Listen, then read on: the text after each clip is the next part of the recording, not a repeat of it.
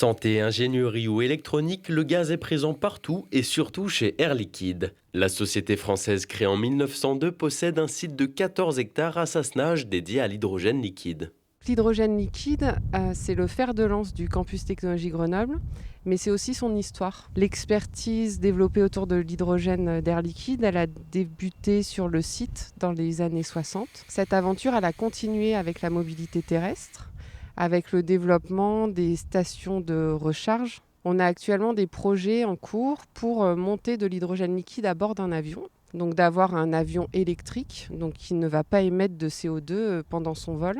L'avion effectuera son premier vol à la fin de l'année, mais avant d'avoir la tête dans les nuages, Air Liquide l'a eu dans les étoiles. En 1962, l'entreprise décide de se lancer dans l'industrie spatiale en développant les réservoirs des fusées Ariane. On parle d'à peu près 700 réservoirs qui ont été fabriqués sur le site de Sassenage ici. Nous sommes aussi impliqués dans le développement d'autres lanceurs, européens notamment avec Vega E, où on est aussi autorité de conception pour le développement des réservoirs. Nous avons aussi une activité systèmes orbitaux.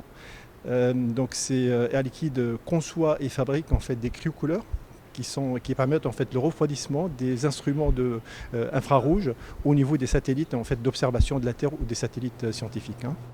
Pour être stocké et distribué en grande quantité, un gaz doit être refroidi. Le méthane utilisé dans les cuisinières est une molécule qui se liquéfie à moins 161 degrés, mais lors de son transport dans les méthaniers, 0,15% s'évapore et émettent du gaz à effet de serre. Air Liquide a lancé le Turbo Brighton pour éviter cette pollution.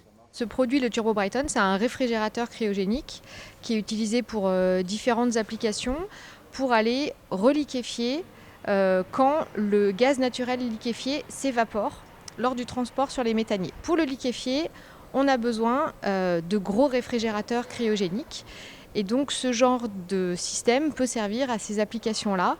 Le groupe marque sa présence dans 73 pays et emploie 67 000 collaborateurs. Air Liquide continue d'innover et se positionne comme un partenaire de confiance pour les projets spatiaux européens.